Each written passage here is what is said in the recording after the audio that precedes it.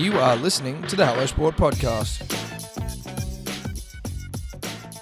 Welcome back to the Hello Sport Podcast, home of unqualified opinion and unwavering bias. Coming to you on a Wednesday, but you get it on a Thursday. You know the drill. Eddie and I are accidentally wearing the same jumper. Not a big deal. We do it all the time. I'm just glad I'm not wearing shorts. Listen, we like to dress similarly. That's a kind of a word to get out. It's not important, but it's worth mentioning, and I think it's worth noting, and I think it's worth acknowledging. Yes. Give it a go in the car right now. Slowly. Tough. I tell you what else is worth acknowledging. No tequilas today. Nah. No tequilas. I've got a Absolutely Daylights in a good day bottle.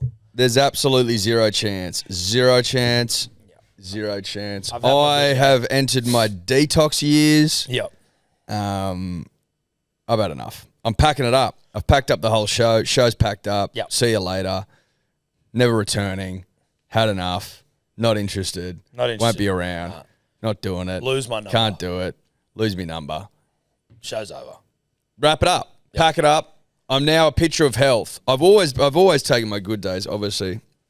Always taking my daylights. But I was pairing it with the wrong things for a little while. Alcohol and raucous bending. Yep, and I've had enough, and now I'm choosing a life of pristine quality and divinity. Well, listen, we're starting to turn the ship in the right direction. What happened to me yesterday when we got home, which wasn't ideal, but I also didn't have the energy. I didn't want to rock the boat. You know how I was saying? I was like, I want to get home. I want simplicity. I don't want Steph to cook or me to cook. I just was like, let's order food and just fucking be done with it. Steph and the girls hadn't been eating like I'd been eating in Queensland. Like we'd been eating like shit for the last 5 days. So they wanted pizza. And I'm like, fuck me dead. Like it was almost just like the nightcap, the tip of the cap to the end of the weekend. Did you have pizza? Had pizza for dinner and pasta. And I was just like, I went to bed at like 7:40 or 8 o'clock last night. I was just so fucked after eating it. I was like, this is the worst. I had a beautiful cottage pie and some salad. So I finally got back onto... Cottage pie still feels a bit smacky, or it's in the same realm of like it's pastry. It wasn't a smacky one. It's not pizza though. It wasn't a smacky one, and I only had a tiny bit. It's not prawn pizza from Trattoria. I didn't smack myself out. Know that. I came back though. My daughter's like a different person, so that was like... Oh really? Yeah, like completely different. Completely in person, like fucking making noises, huge, like fucking completely different routine. I'm like, right, okay, well, you're at that age where change happens quick. Now I feel like a fucking piece of shit. Yeah, you're a bad dad. I feel like a bad dad. I feel like I missed half your life. Yeah. So I went to bed rattled as fuck. Well, technically, if you think about it, it's a percentage of her life. I missed like most of it, yeah. And so I've been like fucking, you know. So that's been. You see, you didn't let me know that today, though. Well, I'm just saving it for content. I appreciate it. Smart. It's a great point. So, you know, that on top of a huge weekend, you get back, your daughter's a completely different person, and, you know, now the boot's in. Yeah, sunk right in. Boots in. Ella was in terrific spirits, so that's something. That's something. There's solace in that. I think she was pumped to have a man home. That's a nice thing, and especially as they get older, I'm greeted at the door by people excited to see you. You know what I mean? And, like, that's not really something that you... Even your wife is never going to be like, wow. No. They'll be happy to see you. Might get a cuddle. But, like, it was like the Beatles came to town when I got home. Now, there are positives and negatives to that. The positives are I'm getting treated like the Beatles by my baby girls, which is great. I also then had to come home a broken man and wrestle and run around the house for, like, 30 minutes to an hour yesterday, to the point where as I got out of the shower, they tried to strip me naked in the living room. I'm like a fully grown. I'm like, hey, get off me. They're like, get his fucking towel. I'm like, oh my God. Let us see your doodle. I'm like, fuck, dude. Jesus Christ. Let me live. Let me live. Like, it's a lot. And the idea of me, a broken man, off the back being forced to get your willy out in the living room at 7:30 at night. But just like even to be standing naked in my own living room, it's not a sight to behold, and not one you want your children to see. Luckily, I was able to hold on for like Steph's like, oi, stop trying to strip your dad naked. Well, that's not a sentence I thought I was going to come home to. Good times, though. Good times. Good times, great classic hits. Now, we have found a vein as well. just in terms of what's been going on. Oh, that's what's going on. So we're starting to get back into normality. Yes. Well, that's and what there's today's nothing been. more normal than getting Brent Reid on Do Gossip Girls. So Gossip that'll Guys. be nice. Gossip Guys. Reid's going to come on soon. There's a lot going on in rugby league. Some double standards, in my humble opinion, Edward. You're fired up, Tom. Oh, it's got me pissed off. And that could be because of a lack of serotonin. It may be because I am genuinely upset. Yep. And to those in the Monday podcast that said, why don't you talk politics? Because we don't give a shit, really.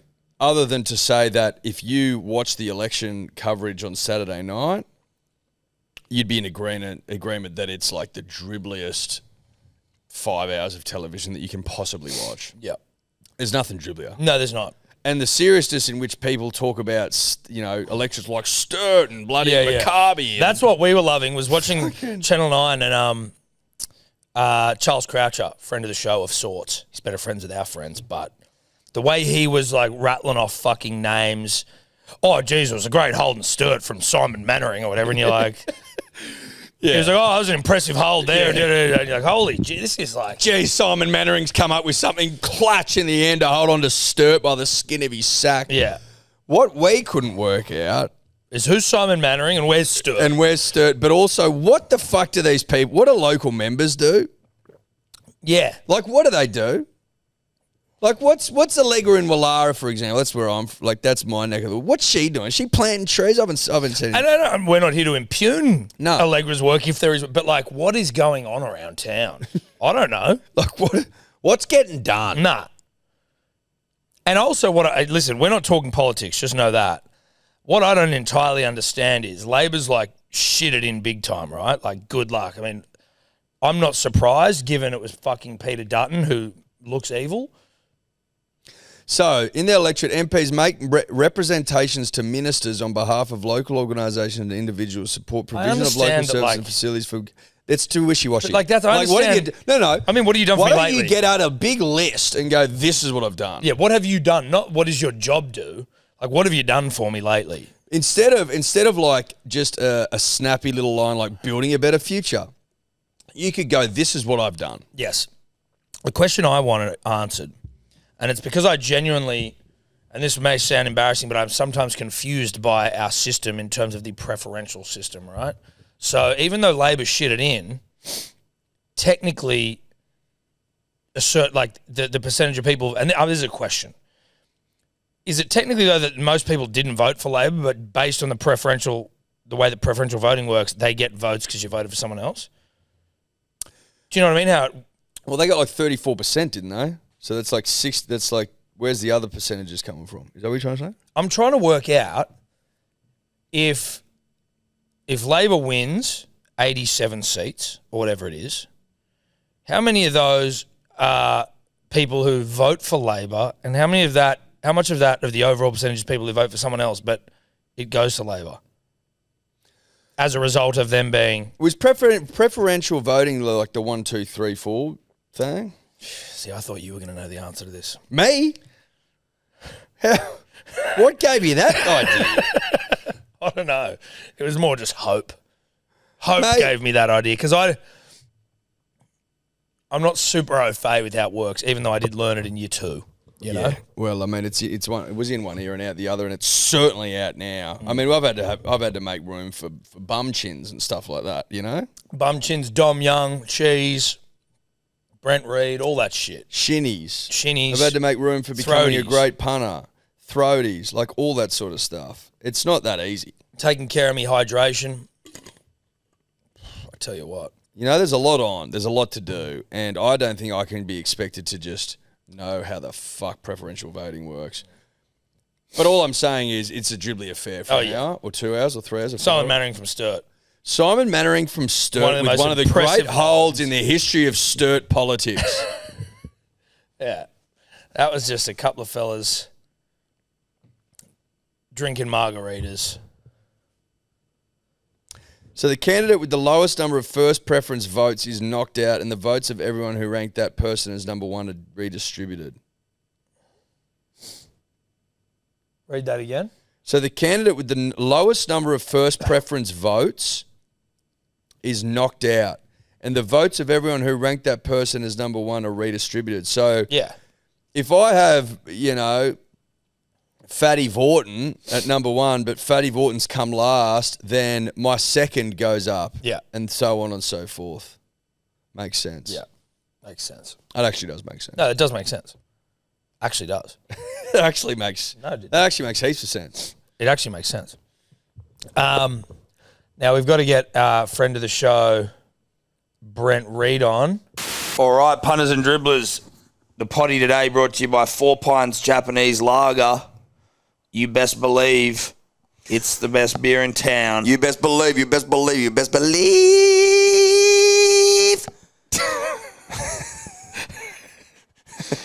Did you like that? I did like that. Did you like that as much as you like Japanese lager? Nah, not as much as that, but pretty much. Right. It's pretty close. Pretty close? Yeah. Because that was amazing. No, it was good. Which gives context to just how good Japanese lager is. Obviously, you can get it wherever you get your beers, punters and dribblers, but we are very, very fond of it. Eddie, could you just finish this little live read with another best believe? Believe. 4 Pints Japanese Lager. Hello, boys. Uncle Reedy, how you doing? I'm good, mate. Well, I'm down at one of your favourite spots. I'm just down at Manly Beach. Watching the waves roll in, taking my son to buy a wetsuit. Oh, look at that. It's a tough life. Dad of the year. I'll squeeze some work in somewhere, don't worry. Yeah, nice. How are you Nice after Magic down here, Round? Ada. How are you after Magic Round? You feeling okay? I pulled up a bit lame. I was a bit rough on Monday, I've got to be honest. Yep. Slept like a baby Monday night, back in the swing of things now. What about you boys? Mate, we're all right. You must have been tired after signing all those autographs. Now, you blokes don't start. I saw you guys holding court on Caxton Street, surrounded by punters. They were loving it. Well, they were paid to be there, mate. They were paid actors. Oh, of course they were, yeah. No, that's all that was. No, that's all that was. Yeah. But look, Fair enough. happy to be back. Fair enough. Happy to be back in the swing of things. We're still a little bit. So we went to the Gold Coast after Magic Round for the WSL. Oh, wow. Yeah. So you blokes had a good few days then, haven't you? Yeah, we've had a good few days. Eddie's come back and says he doesn't recognise his newborn daughter, and it's rattled him. Different person, mate. Like she looks the same, obviously, but she's different. You know, she's different. They do grow up quick, though, Ed. You've got to remember that. They grow up quick. Mate, 5 So days. that can Fuck, you think 5 days would be all right? No. Oh, Anyway, Reedy, great to have you on. We missed you on Monday. There was no point even wasting your time getting us on the Monday podcast. We were fucking fair enough. shells of ourselves. But yeah.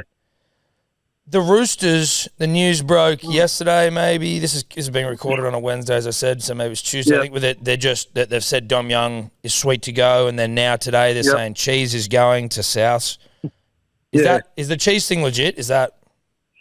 Yeah, no, that's legit. They've been in talks with South. Obviously, he's going there next year, the Cheese to South Sydney. So they've been in talks over trying to get a deal that works for both parties. So he's on big money, right? He's on $800,000-900,000 for Cheese. They've already paid him nearly half of that contract because it works. Just to educate the listeners, there's 24 rounds in the season.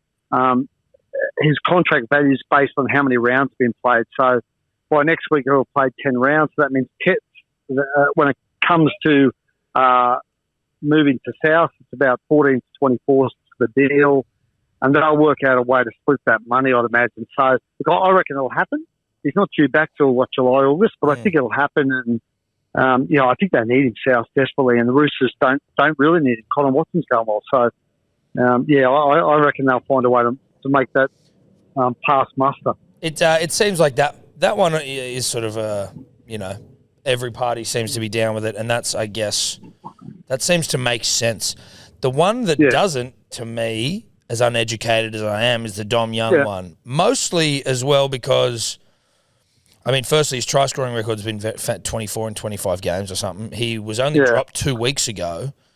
The thing that I find most, or at least a little hypocritical, is that when Lockie Galvin comes out and says to his club, hey, I want to leave at the end of my contract in 2 years, everyone shits their collective pants. But then when the Roosters want to fuck Dom Young off 2 years into a 4-year deal, everyone's just like, oh, well, yeah, he's not playing that well. That's what happens. Well, to be fair, Tommy, I actually said on NRL 360 at one point, clubs do this to players. It works both ways. And this is one of those situations. Now, it's funny, right? Because at the start of the season, I don't think the Roosters thought that Robbie Toyer would be the player he was. Mark Nitawazi would be the player he was. So suddenly they're pretty stocked in the outside backs, and I think that's part of the reason that Dom Young's now become expendable, and he's on a big deal. I'm told he hasn't we talk about the culture at the Roosters, and that was the reason that Terrell may go. There's talk he hasn't really fitted in with the culture at the Roosters as well. And obviously Newcastle are desperate to have him back, and they'll stump up some cash to make it happen. So I agree with you. That's why I'm not critical of Lockie Galvin, because it works both ways. Clubs tap players all the time. And the cultural thing with the Roosters is starting to now annoy me. It's like, that's not an excuse to fucking break a contract. That's what they said with Cheese. It's what they said with Terrell May, and now it's what they said with Dom Young. It's like, you've signed the guy. Maybe, fuck the culture. Too bad. I think potentially the difference would be that the Roosters haven't come out with a list of 7 reasons they hate Dom Young and read it to his face. You know what I mean? Is that a difference? Yeah, potentially.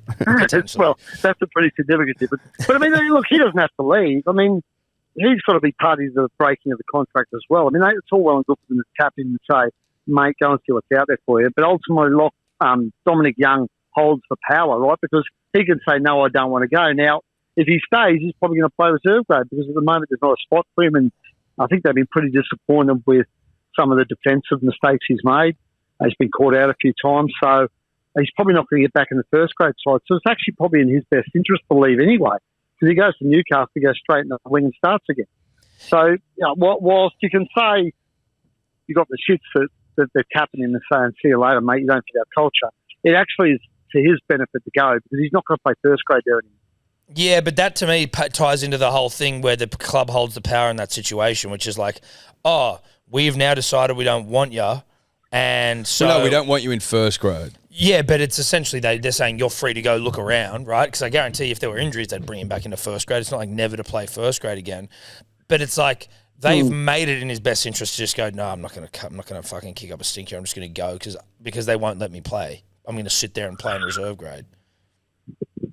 Well, I guess you look at it that way. I guess you got a point there, Tommy. I didn't think of that. But, ultimately, when he goes, I think he's going to be happier because, as I said, there's also some concerns. He hasn't really settled in there. So, and Newcastle's going to get a good play. He might get a pay rise out of it. Who knows? That happens sometimes. When you hear that, he hasn't settled in and he hasn't fit in with the culture, it's always super vague. Like, are you able to give us specific examples?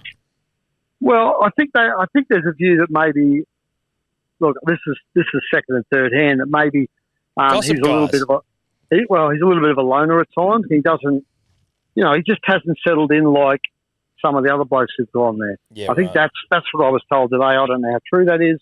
I haven't had much to do with Dom Young. He's always struck me as a pretty likeable young chap.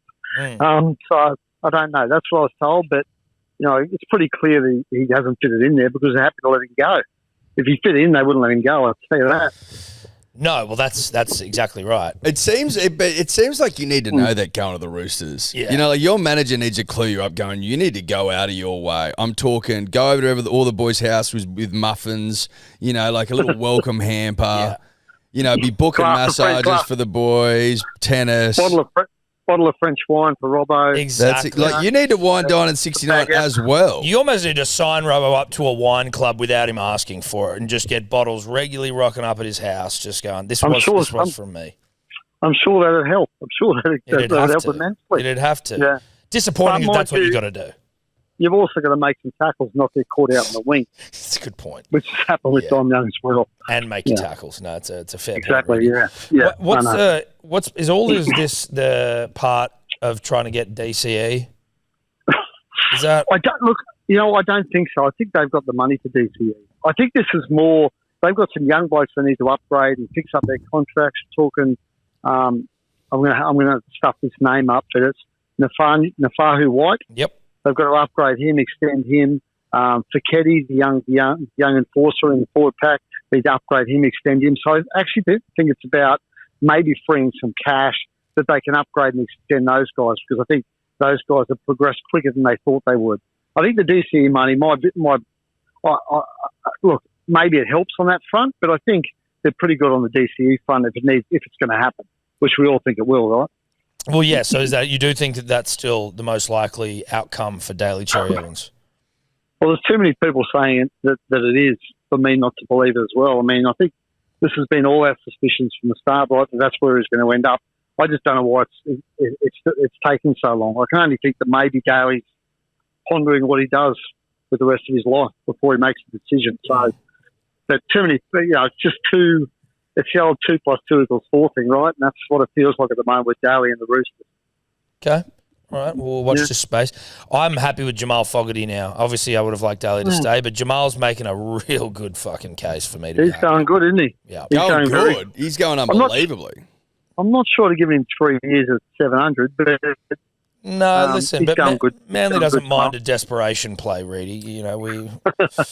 Well, I think everyone was pretty keen on 2 years, except for Jamal and his management, and it was basically, oh, okay, bruh, you don't want to pay 3 years. Well, where are you going to get then? What's the plan? Yeah. Oh, you don't have a plan, right? Well, then it's 3 years. They had all the leverage. They did, and as we've seen with Dom Young, if it gets to 2 years and they're not happy, they can just tap them on the shoulder and say, Well, exactly. It means nothing. You just go, hey, a big boys. You want to play rugby league ever again? Then you're going to leave the club, and we're not going to pay you for it. Exactly. It's a great tactic. Now, what's going on the Gold Coast with David Fifita and one Desley Hasler? Well, look, there's not clearly. Well, we can all see there's issues there. I mean, Dave. I like Dave. I don't know about you blokes. I love him. I think he's a great bloke, and I think he's a fantastic footballer. I'm a little disappointed to see him running around well, he's not running around anymore because he's got an ankle problem. But, I was at the game against the Dragons 3 weeks ago. I thought Dave was outstanding. He was their best player by the length of the straight. A week later, he has a tough day. They all did. And next week, he's dropped. And, I think I have this view of Des, right? The game perhaps has passed him by a little bit. I've held it for a while. And I think results of the Titans have suggested that. I think it's everything about Des. It's the way he conducts his press conferences, treats the media. The game's moved beyond those hijinks from Des. It's all a bit silly, right? And I think as a football club, they're going backwards. And I think maybe dropping Dave's the last throw of the dice for it. That's what it feels like to me. So do you think the club's sort of like, all right, dude, like drop Dave, but you better turn this shit around pretty quick? Oh, to be honest, I think it's done and dusted with Des and the Titans. Really? He won't be there. He won't be there next year. Wow. This might be our greatest gossip guys. Oh, now we're warming up. I think we're warming up. I think it's done. I think they quite cleverly have drafted his contract where they can get rid of him at the end of this year, and there's no payout, which is they've been very smart. They've safeguarded themselves. Well, they are good at sacking coaches, that club, so it's they know how to do it by now. They are. They do need to get it right at some point. I mean, I think their next coach, they've just got to nail it. So it'd be interesting to see what path they go down. But I don't think there's them. No, you get Trent Barrett, mate. Get Trent Barrett to have another crack. I saw Trent at Magic Round, actually, cruising past Suncorp Stadium in his civvies. Oh. He never looks out of shape, that guy, does he? No, he's a good style of bloke, Trent. He does not age. No, he looks absolutely incredible. That'd be a Titans signing for the ages. He can't coach, Trent Barrett, but he does look good. Can I throw a few other names at you that I reckon might be a smoky for that job? Yep. Josh Hannay. He's been around for a while. Who was the other one? Yeah. No, I'm saying he's a Queenslander, which I think Sammy Burgess. Sam Burgess could be one. Hasn't he been gunning for the Western Australian job? He has, yeah, and I believe he's still in the mix for that job, which they're going to announce on Thursday. And the other one is, I reckon, a smoky for that job. Well, there's two. Blake Green. Blake Green, yep. He's at Newcastle, assistant coach at Newcastle. Isn't he running their attack? Yeah, but their attack was back last week, boys. Yeah, last week they were out That's there. one week. So they've had like probably a month of the worst footy ever played, and then one good week against a depleted Rabbitohs. And Blake Green's the man for the job. That's rugby league right there. Fletcher Sharp gets a hattie, give Blake Green the job. Don't put a line through Benny T.O. We like Ben T.O. We like Ben a lot. No, we like Benny a lot. He's a weapon. We had him on the podcast maybe last year. He's like a really good football mind. He communicates really well. He's intelligent and he's also intense. And he's funny. And he's a good guy. Yeah, he's a very good guy. So therefore, if I was to whittle it down to 4 names, they'd be the 4 names I'd have in contention. as I said, I think Des is. I hate to say this because he's been around a long time, but I think Des is toast. Hey, here's a free headline for the Daily Telegraph: Desman walking. Oh, that's good. Yeah, mate. You give that to anyone you want. I don't care. I don't need to be credited. We know it started here. You can use that. Yes, man. Well, that is very good, boys. Yeah, Tommy's good. Now, I don't know what ramifications that will have for Dave Fifita, because if Des isn't there any longer, maybe Dave changes his mind and stays, because there's obviously whispers going around that Dave's getting shopped around to other clubs at the moment. It's been denied by a lot of people.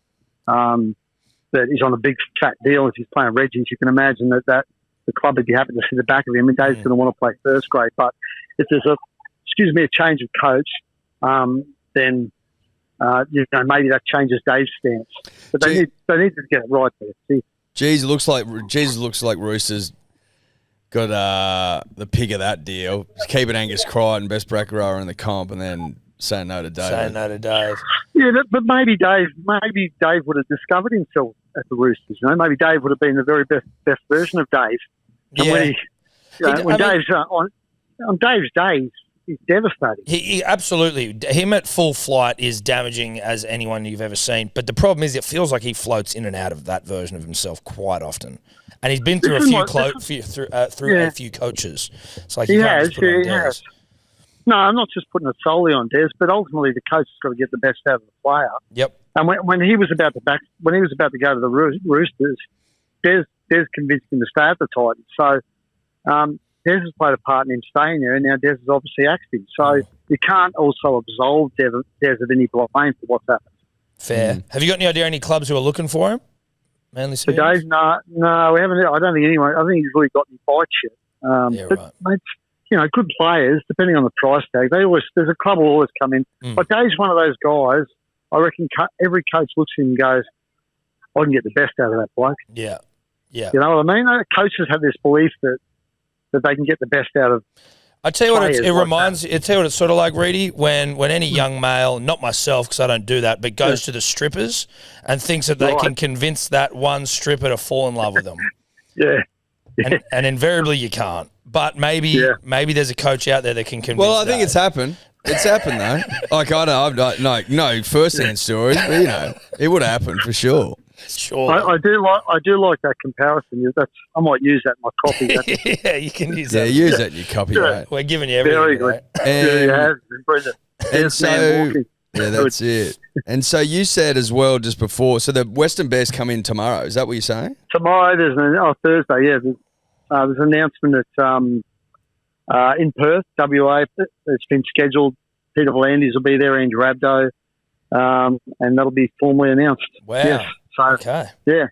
Awesome. So that's big news. Yeah, and then we move on to the coach, obviously. It looks like, I think we've been sort of suggesting Brad Arthur's the piece of the job, but it's just a whisper going around that Big Sammy's making a late charge. So that will be really interesting. That feels like too much too soon for Sam, having no idea how to coach myself.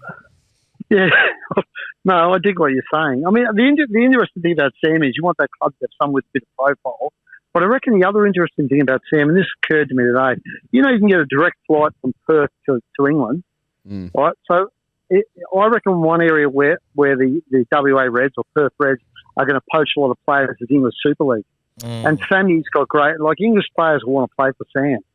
So I actually think that makes a little bit of sense from that perspective. They can't find all their players in Argentinian rugby union. That's just unrealistic. No, they're going to struggle. They're going to struggle if they focus on Argentinian rugby league and fucking South Africa. Yeah, that's fucking dumb. Oh, well, if you're a Raiders fan, hearing that's potentially their plan, you might be like, Jesus Christ, that's the only... Well, it's their juniors. The Raiders juniors. They're only juniors we've ever had. That's true. Ricky will be in the fetal position. He'll be he'll be over there fucking punching on. Yeah. Reedy, mate, always good to chat. One of the great Gossip Guys segments of all time.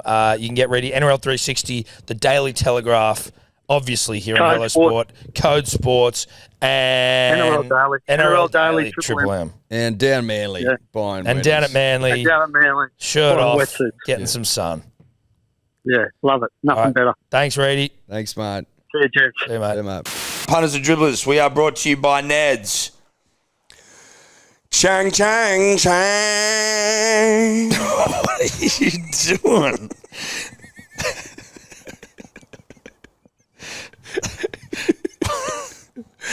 God, no. God, I love Neds. Oh, mate. How good are they? We got down there early on Thursday and we did the podcast for our hosted pots over the weekend. Only bet to hit was Guru on Connor Watson at any time.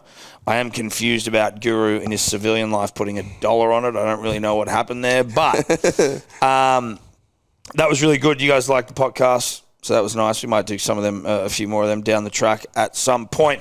But this is just an appreciation post for our good friends at Ned's. Chang, chang, chang. You win some, you lose more. For free and confidential support, call the number on the screen or visit the website. Righto, we're back. Yeah, we're back. We're back. Well, Todd was about to play us a video of the Slam Pro League. It's a wrestling league, I guess. We've been asked to do this a few times, these wrestling things, and I think there was a period there where we may have entertained it in a conversation once, but the more I see it, I'm like, it's cool. I'm not shitting on it. It's a lot of fun, but I'm like, I just couldn't be fucked. Not your cup of tea? Just to go out there and do it all, it's just all a bit. To learn how to wrestle? No. So, you remember when Chicken Archie did it? Yeah, but you got to learn a routine. You don't even really have to. It's not so much that. It's more like you'd go out there playing a character and then you'd just get body slammed or some shit. Who would you be? Guts, or I'd go out as a preppy private school fuckboy. I think that'd be both of us, tag team, and we're in bloody what are they fucking a nice pink polo and boaters. Yeah, just get fucked up, just get dominated by someone. So you wouldn't get a nice spandex number. Can't see it. I don't think I'd go spandex. No, that wouldn't be great. Oh, we've seen this before, Sweet. I think so. Charge your cannons. Look at this guy. He's smashing. Oh, this guy's good. Oh, Jesus. Ouch. Yeah. And for the full 4 corners, hear that 2,400 plus fans, I think. Look at this guy, Newcastle Knights guy. 137. What? Oh, the lights are going off. It's gone dark. How good's this? What is this? The Viking horn. Oh, my God. We normally hear this at GIO Stadium just across the road. Oh, my God. They got a good crowd. 2,400 souls, Tom. That's solid.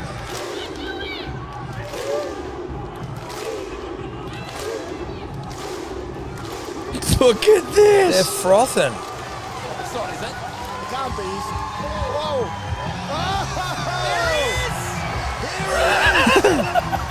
Still in pretty good nick, Terry. Well, despite earlier reports Throw on him. from a ring announcer who will go unnamed, Terry Campese is here tonight. Terry He's looking Campese. pretty good. Oh, that's good stuff.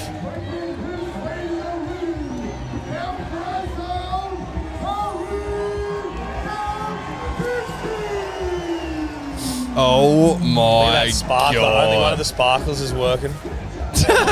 Joy. This packed house here at AIS Arena. Right. Terry Campese is looking good. Jeez, he's milking it. Talk about someone in good shape. I've got on good authority that he got the smallest pair of tights that he could find, Yeah, his dick's almost fallen out of those things. but definitely looking ready to go and looking to go face to face. Oh, he's with the smiling big here. rig.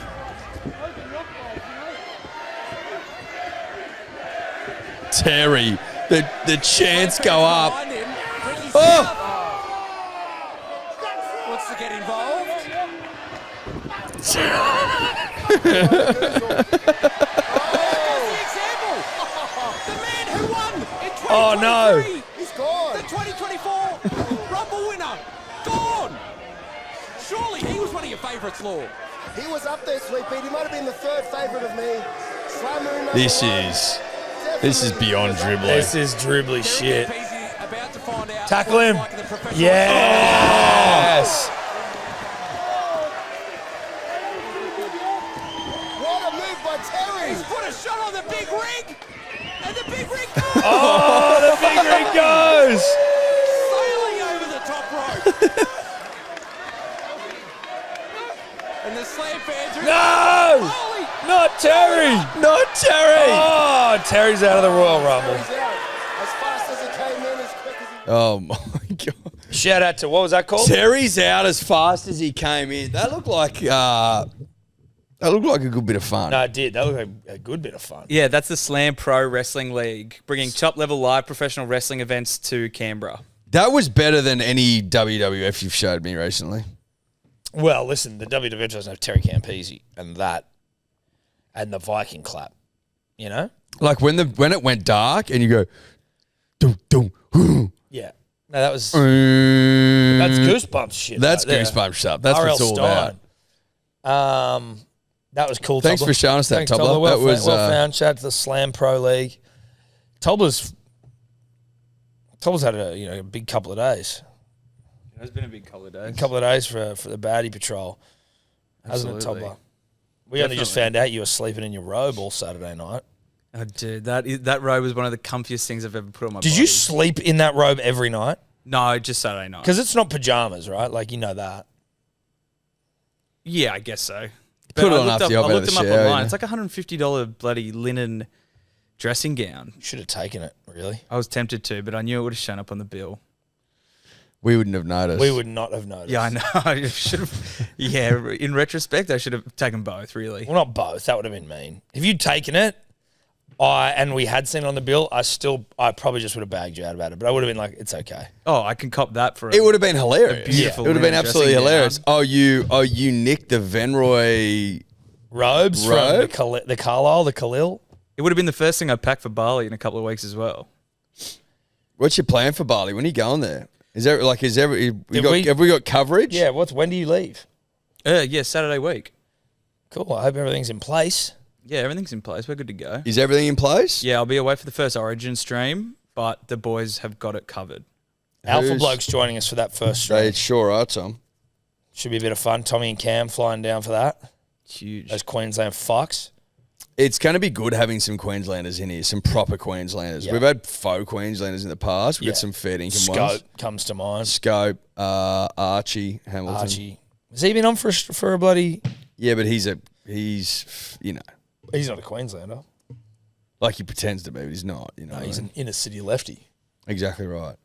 Whereas we've got some real McCoy motherfuckers coming down, so that'll be fun. I'm looking forward to that. 28th of May, giddy the fuck up. Yep. In other housekeeping, we're looking for someone. Oh, yeah. We're looking for someone. We're looking for someone. We're currently on the hunt For someone. for someone. Basically, you're going to be wearing many hats, but you got to be good. And this, just so you know, this is not just this job offer is not just appearing on the Hello Sport podcast. So if you're good, you're going to want to be good because you're going up against everyone. But we need like a head of content / general manager of everything logistics et al. For Be Good Health, Good Day, Daylights. We need another set of hands. But content's got to be like is your main thing basically. It's your main thing. The other stuff's not that hard. You got No. to be able to video edit, come up with concepts, Photo edit. execute, fucking take photos, or at least organise. No. You got to be able to do it all. Capture content, edit content, come up with content ideas, facilitate content ideas, make our life way easier. Produce, manage, Just full-time role. yeah, a top to bottom motherfucker. Yep. Full-time. Full time. Not a day or two, No. full time. Full-time. We need access to you at all times, which is full time. Yes. And by all times, we don't mean like 3 a.m. No. Unless you're Tobler and you're on holidays with us. Yep. So this is more of a good day, be good health, head of content Head of everything. / everything. Except us, because we'd obviously be heads of it, but you're like the spiritual head. Yeah, you like Tobler, but for good day. Yes. But ultimately, we'd actually want you to be even better than Tobler in certain areas. You will never be better than Tobler, but we need you to be better in the, like, filming, editing. We need you to be, like, one of the best fucking content capturers of all time. Because Tobler wears many hats in this business. Yes. And whilst he's fantastic at what he doesn't need to be as good as what we need. Because he's a Hello Sport podcast guy. We're hardly high-end glossy shit, you know what I mean? That's exactly right, Tom. I hope you're not offended back there, Tobler, in your Venroy robe. No, absolutely That's not a shot across the bow at you, my friend. Different role. Certainly not. So email your resumes. To turbo@hellosport.com.au. That is TURBO at hellosport.com.au. Just wanted to shout out dear friend of the show, Angus Crichton, on getting married on the weekend, Edward. Obviously, we were invited, top of the list. We were just too busy. We had a lot on. We had a lot on Magic Round. Yep. Content for the punter and the dribbler and that. Well, content for the pun and the dribbler, Macca's, Bundy, etc., etc., etc. Yes. So obviously we were invited. We couldn't make it. Couldn't make it. Best men and that. Couldn't make it. You know. But It would have been nice to make the speeches that you were asked to make. But, well, you know. we wrote them and then we had to throw them out basically because we couldn't be there. But this is as good as it'll get, and this is a big congratulations to us. Did he play on Friday night? Yeah, but they got the bye, so it's actually eyes up. Game, famous win, Straight into a wedding Saturday. straight into a wedding. Or was it Sunday? Listen, mate, I can't remember where my invite is. I don't know. Straight into a wedding, and then the bye, so they can probably fucking nip off to Bali for a bit of a bloody. So yeah, that's smart footy. Yep. Well, congratulations, Angus. Yep. Terrific human being. Terrific. Sorry we couldn't make it. And now a married man like us. Yes. And then maybe a DILF soon enough, you know? Fucking hell, his game will go to a different level if he becomes a DILF, Tom. Yep. Know that. Yep. Know that. So congratulations to the Crichtons. Yep. Beautiful story. Beautiful story. And once again, sorry we couldn't make it, but hopefully the slow cooker made up for things. Good stuff this day, lads. It's good stuff, isn't it? Refreshing. I have not been. I forgot to bring some away with us. So the last day or two, I've dropped the hydration ball. I'm stuttering. Good day, all good. I've been doing that, but I've dropped the hydration ball. I need this more than fucking ever, dude. God, I need it, and it's already working its way through my fucking thick dehydrated blood. That was my second of the day I had at the start of this podcast. I bought a shitload with me on tour. Yeah. Knew I'd need it. Let's do some fucking dribbles. Let's bear back some dribbles, eh? Let's do it, baby. Like, there's not really much else in the world of sport, is there? New Wallabies coach, Les Kiss. But Schmidt's extended, so he's actually not leaving until next year now. But we don't get... But, see, hang on, that's annoying. Because Les Kiss is only going to get 1 year before the World Cup. I don't know whether Les and Schmidt used to work together. So, like, there's sort of a bit of, like, they can sort of... Continuity, or, like, they can start to transition before transitioning, you know what I mean? So when Schmidt officially leaving, Tobler? Schmidt's staying on until mid-2026. Mid-2026, which what? I suppose the World Cup's September-ish, October-ish, November-ish? In 2027? In 2027, so he'll have a year and a bit. Hopefully they're just, tunnel buddies and they can just... Share information. Old war stories. That's right. Yeah.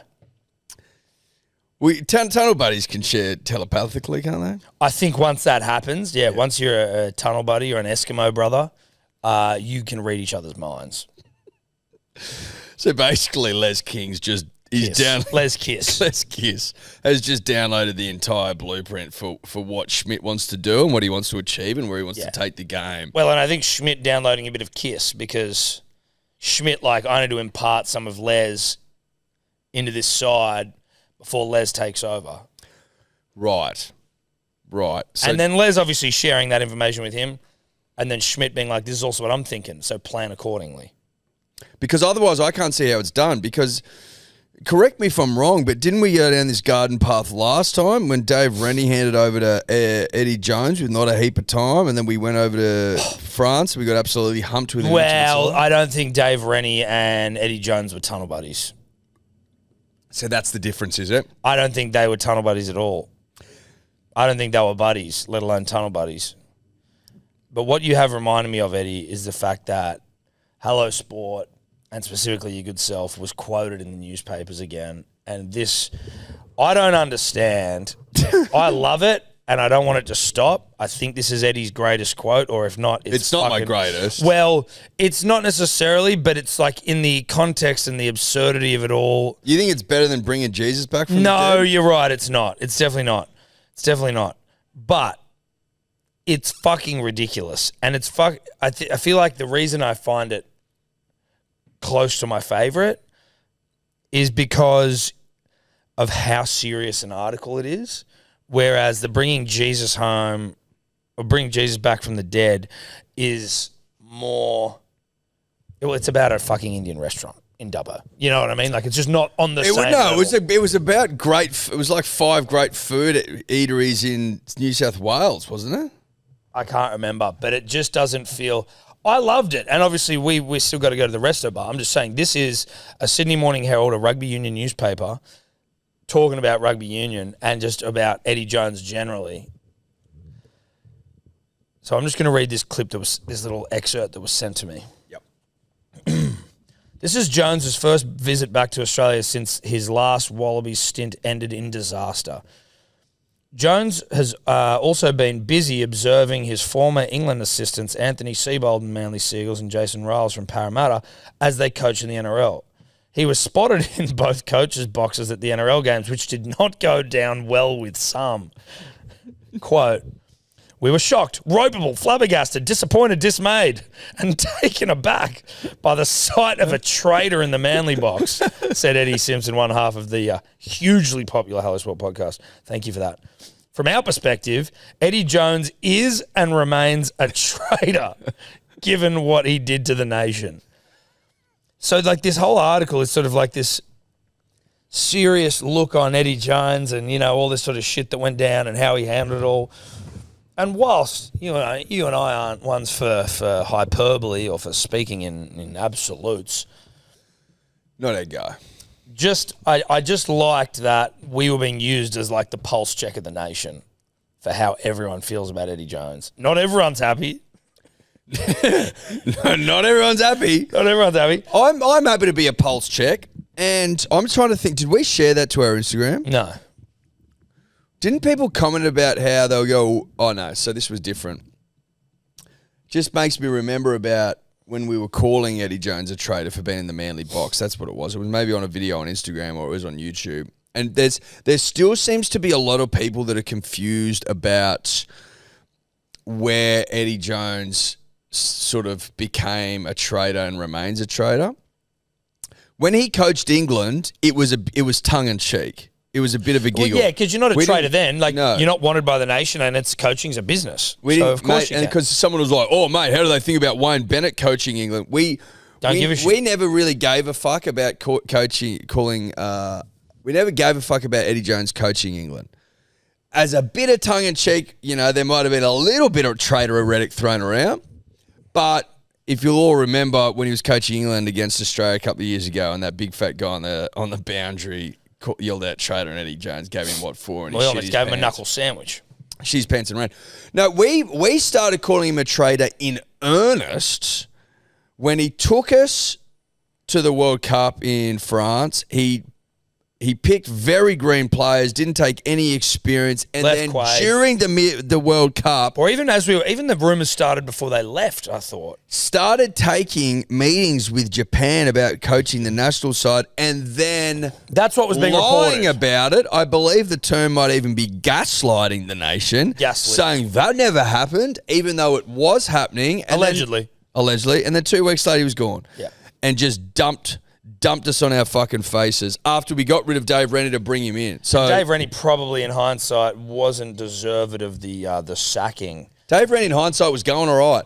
So that's why he's a traitor. And that's why we were shocked, ropeable, flabbergasted, disappointed, dismayed, and taken aback. To see the side of a traitor in the Manly box. Yeah. Have we cleared that up for people? Because I feel like there was still a little bit of confusion. No, he's not a traitor for coaching England. He's a traitor for leaving us mid-World Cup to coach Japan and then lie about it. Allegedly. As reported by those in the media, a la Tom Decent, I believe. We're not journalists, so we can only go off what's reported in the media. We read the same news you do. We get the same whispers that you do, and they're not really whispers. It's in the fucking newspaper. The reason I'm prepared to side with Tom Decent, if that's who it was, is that he broke that he was talking to Japan Rugby. He lied about it, but then he went to Japan Rugby. Well, exactly. He went and fucking coached Japan. So that's how you betrayed the nation. And that's why. I wonder if we'll ever see him and he threatens us. Imagine that. That'd be intense. That'd be fucking intense, wouldn't it? You little cunts are calling me a fucking traitor. You'd be like, oh, shit. What do you reckon he'd say? Legitimately. I think I'd probably have to go, yeah. That's right. We did, Eddie. Don't hit me. That is urine in my pants. I have weed myself. Mate, I think you'd have to be fucking honest. And go, well, what the fuck would you call it, cunt? I wouldn't necessarily call him a cunt. Depends how... You'd have to meet the energy, probably. We'd have to try and, like... If he was really intense, he'd try and... If he came up, you say at the races, and he came up barking, spitting like spring roll all over you and stuff, are you going toe-to-toe publicly with him? I think you'd have to if it's public. Otherwise, you look like you're on the ground. That would be wild stuff. I think, though, the way you would go toe-to-toe in that situation is not to meet him with aggression. You'd almost laugh. Yeah, but you'd be, like, telling him... Do you know what I mean? Yeah. You'd be going, fucking what up? You'd be like, you fucking bailed to Japan, you dog. Yeah. Yeah. You dumped us on our ass. You left us on our ass. Left us high and dry, mate. And then you went to Japan. They accused you of bailing to Japan, and then you end up in Japan. Yeah. All I'm doing is following the rugby league tea leaves? No. Well, you're reading the rugby league tea leaves, but it's rugby union. And I'm following the... Breadcrumbs. Yes. Hansel and Gretel. Yes. Were they gingerbread crumbs?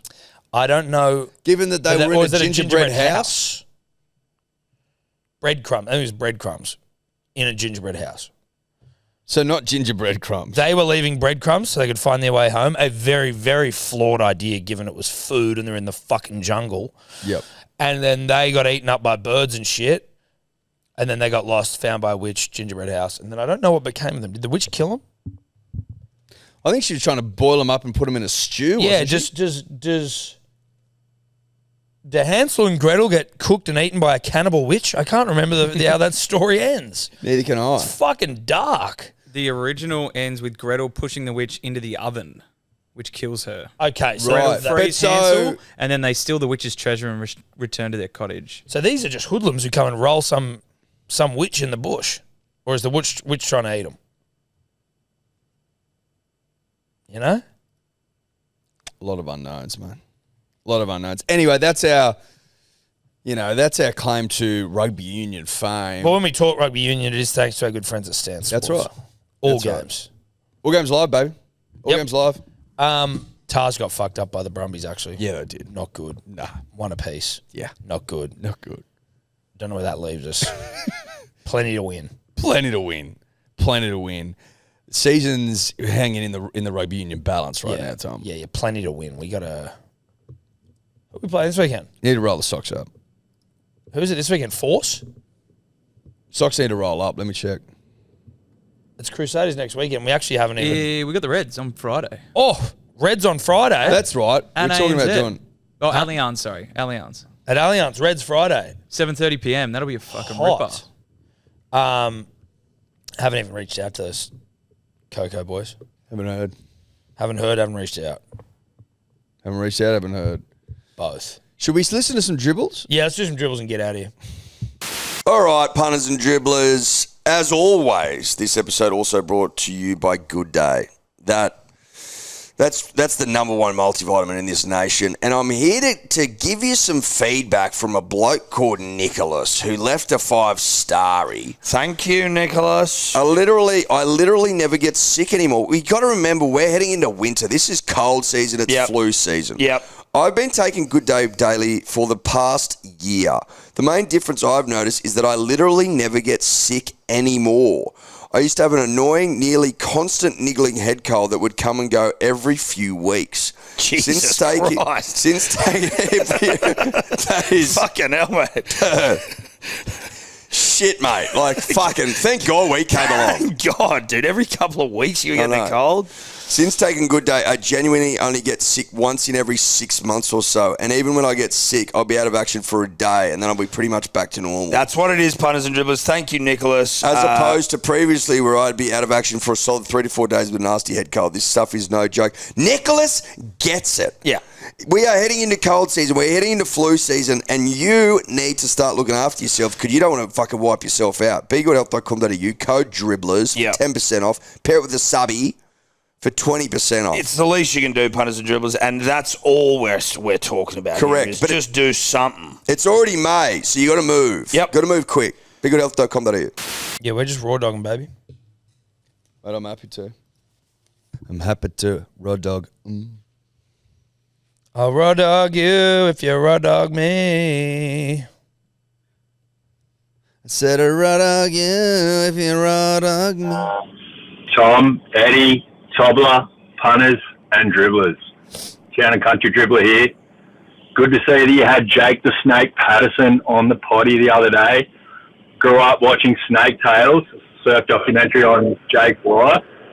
It's a VCR that my auntie gave me when I was about 10 years old, and I watched that fucker on repeat, like Eddy watching the Titanic.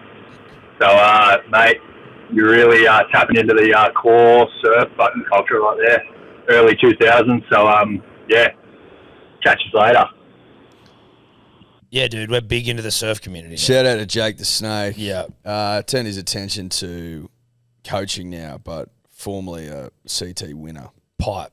Didn't win the world title, but he's won events Well, on he the won CT. pipe twice, did he say that? Once. J-Bay and something else. But he won pipe. Yeah. Beating Bruce Irons with 10 seconds to go, which is a huge fuck you. Well, it's a local. It's a local, man. He's Hawaiian. Yeah. Different island, but It's still. the same shit. All right, come on. Well, still from Hawaii. Yeah. So you'd call that local. Not a North Shore local, though. No, Just clearing that up. no. Fair. Just clearing that up. Good distinction. Yep. But if you're Hawaiian, in Hawaii, surfing a Hawaiian wave, and you're beaten by an Australian, Yep. that Australian would consider you a local boy. Yep. And it's Bruce Irons. And it's fucking Bruce Irons. And his brother. Yeah. Snake. Jake the Snake. Snaked him. Snaked him. Snaked his win. I saw Bruce Irons surf a double wave in Chopu when Bracey was filming his fucking Point Break 2. Bruce Irons and someone else being towed by Laird Hamilton into fucking chopes and then double surfing a wave. 2 man, 1 wave. Yep. Obviously, that's a famous scene in sick. Point Break 2. Shout out to it. Yep. That was a good start because we are raw dogging it. Good start. we are raw dogging it. So usually Tobler will vet these. But Jake the Snake, he was a good dude. Nice to meet him. I mean, yeah, we're ingrained in the Australian surf culture now, or just surf culture generally, right? Yeah. I mean, Joe Tapel's, he's American. He's a friend. And he's a of ours. friend. Julian Wilson. What a good style of a bloke Julian Wilson Well, he's is. Australian, but yeah. No, but I'm just saying he's a fucking Julian nice guy. Wilson's a fucking terrific bloke. Yeah. He was a really nice guy. Really nice guy. After the interview, we got stuck into some Kia Carnival chat. Did we what?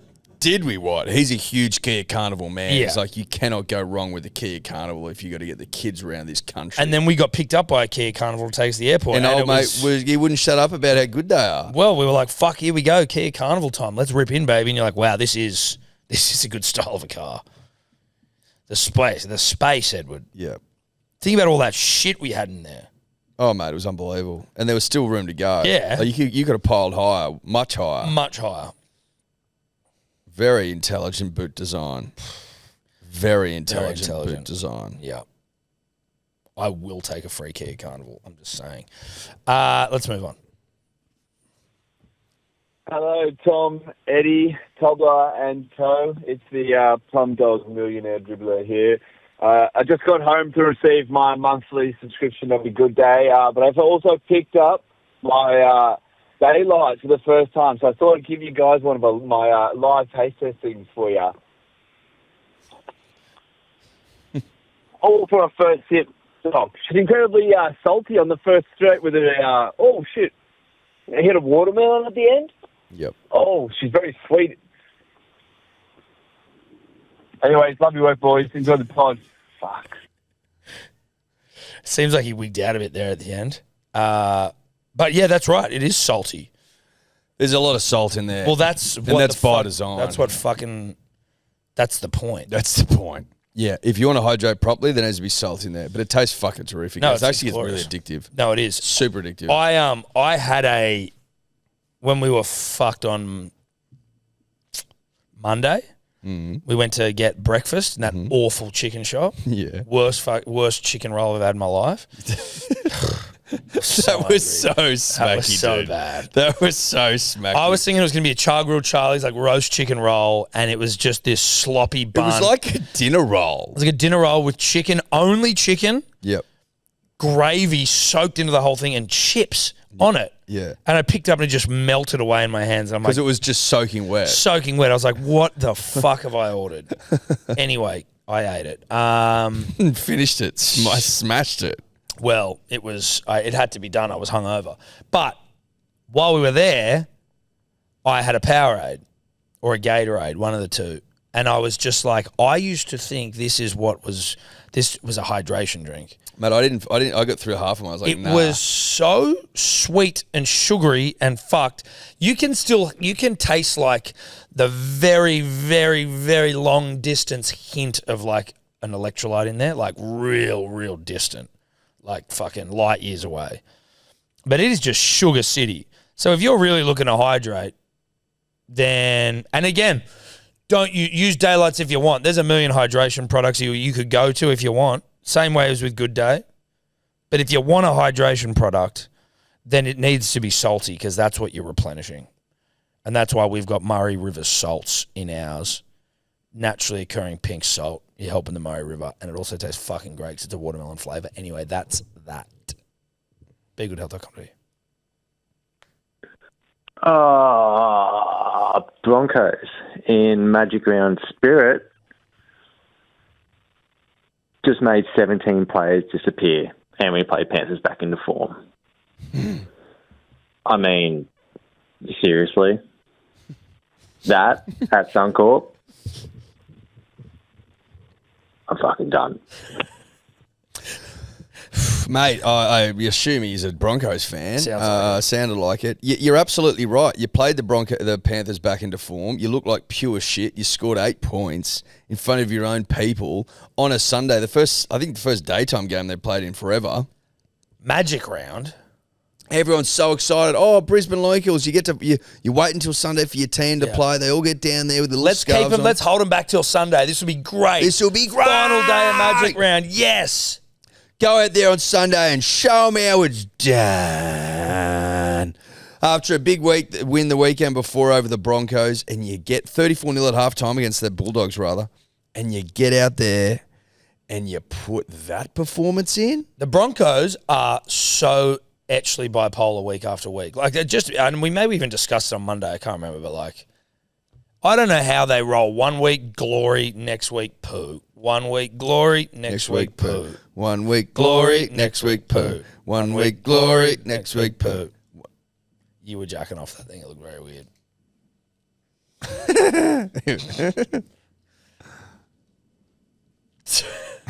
I don't know if we can get that on camera or not.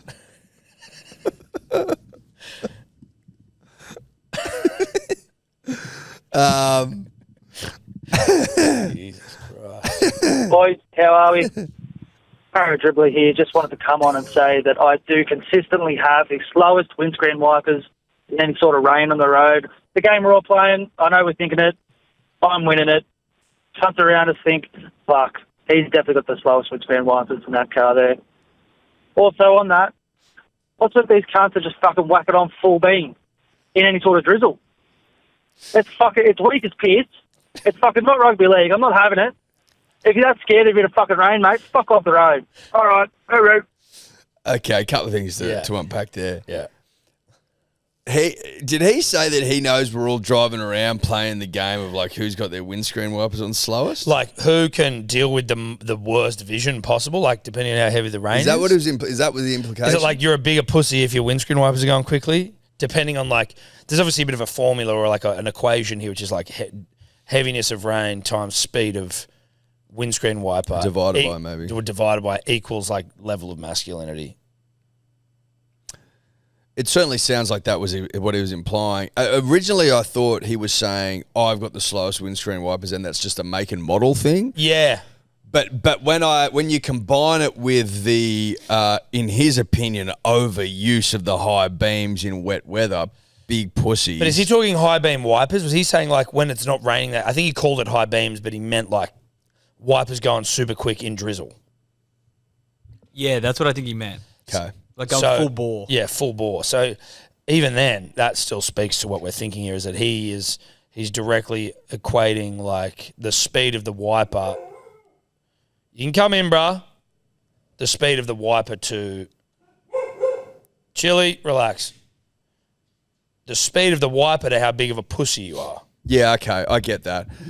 So that's bizarre. So the less you can see, the bigger your nuts are. Is that the? And if you can't handle a bit of drizzle, get the fuck off the road.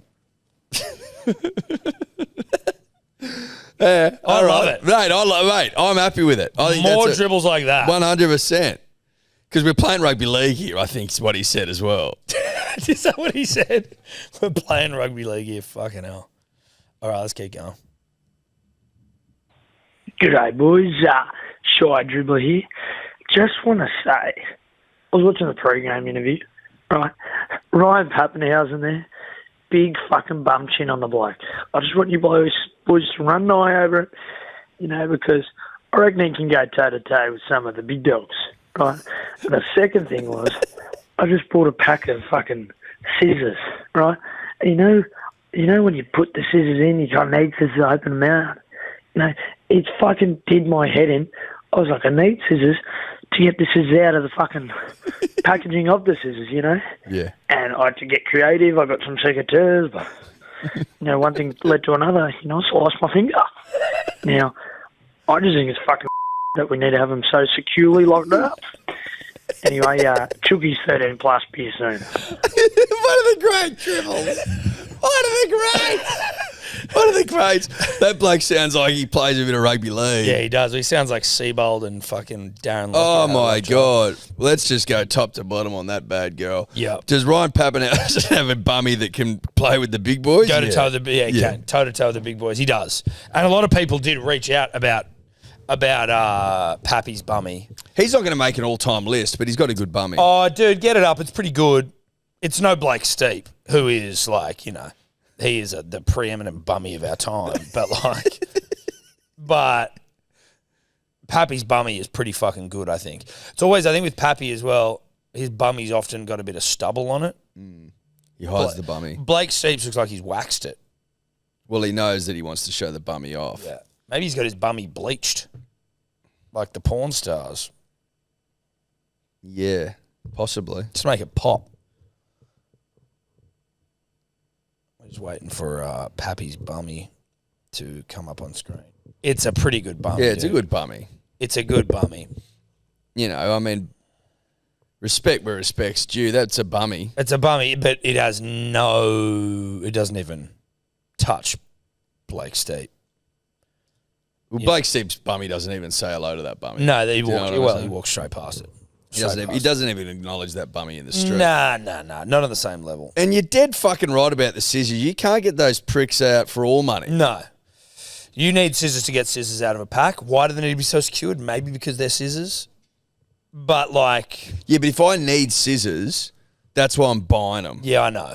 I'm not going to buy scissors if I've already got a pair. Steak knives usually come in handy for something like that. But I'm with you. It's completely absurd. You reckon a steak knife's getting that over? Yeah. But then I feel like I'm fucking the steak knife up. And maybe you are, but maybe you're not. If you need the scissors, you need the scissors. I like that jewel. No, that was fun. Boys, Tyler here at fucking Suncorp. Mate, at Magic Round, I've cummed on that many people wearing Dribbler fucking hats tonight. And I don't get cummed on back. I think that is fucking disrespectful and fake fucking fans. Yeah, fucking come on out here every day. Are you? Yeah. Get in the pot. Fucking winning bets all day. Listen, there was plenty of come-ons going on for us up there. Yeah, it's good. It's very good. Yeah, it's great. It sounded like you got cummed on, though, in the background. I don't know what he's talking about. It sounded like I literally heard him get cummed on. Take it as a statement. Yeah. People getting cummed on up here. Well, but he said not me. No, he got cummed on. Okay. 100%. All right. Hey boys, this is West Australian dribbler over here. Tragic Fremantle supporter. And last night, in the world of Aussie rules, we put up one of the all-time great shit shows against the Suckhole Saints. They flogged us. Now, my question is, I've never been one to want to sack the coach, but we have the cattle. The farmers are fucking. What do we do? Is it okay to turn on the coach? We have one of the great squads, but we look shit and are on one of the great roller coasters of the season. Fuck JL. Have a good one, boys. Fuck JL. Little drive-by on JL there. Yeah, you can take the coach. You can reach a point with your coach where you're like, sorry, dude, this ain't it. Time to go.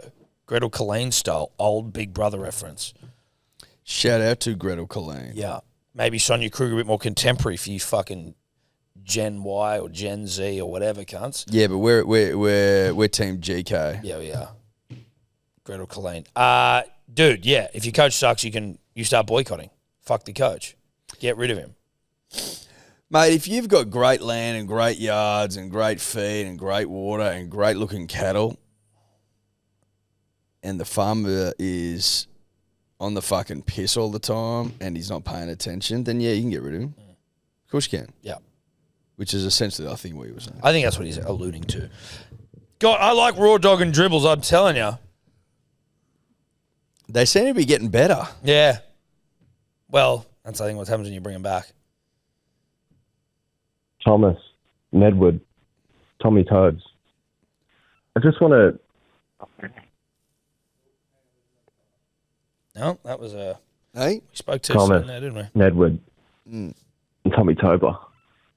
I was watching the Dolphins-Roosters game last night, and I was just musing at the fact that when the Dolphins score a try, it sounds like a giant dookie has dropped in the toilet. It's unnerving.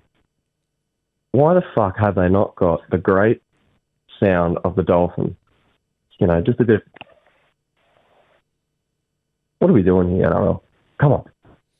Go Tigers. I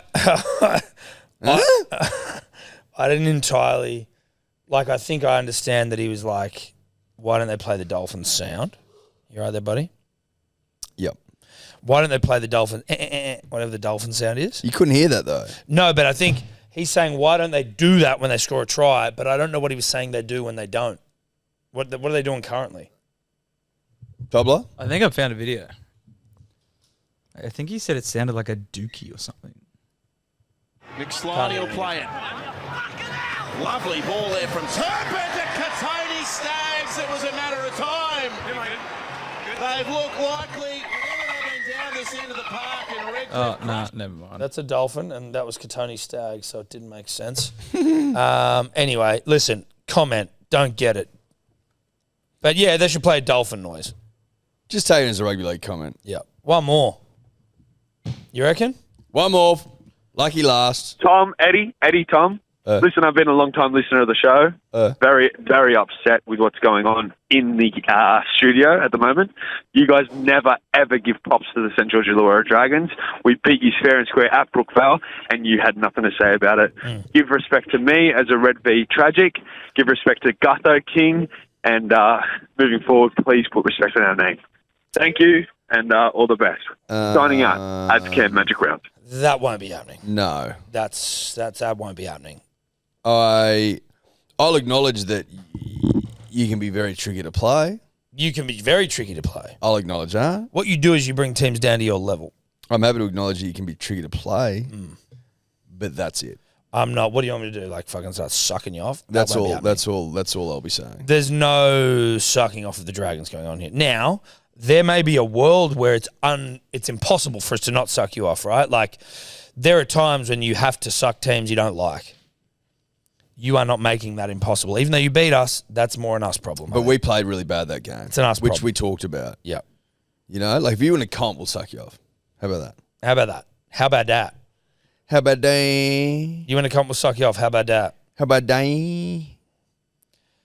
How about that? Yeah. That wasn't Eddy doing an Asian accent either. I just want to let everyone know that was him trying to imitate the Cash Me Outside gal. Who is not Asian. So that was not an Asian accent. That wasn't Asian that I was doing. I just wanted everyone to know that. No. Do you reckon that guy looks like a Dan Ganane, sort of? Yep. He's an actor. Yeah, that actor guy. Roger, what's his name? Roger Corser. Roger Corser. He was in Underbelly, amongst other things. And now he hosts a game show about the floor. Interesting. Well done. Yeah. Time to go. Time to go, everyone. Love you so much. No stream this week. Magic round and that. Get off our backs. Chang, chang, chang. Could you two just not talk anymore?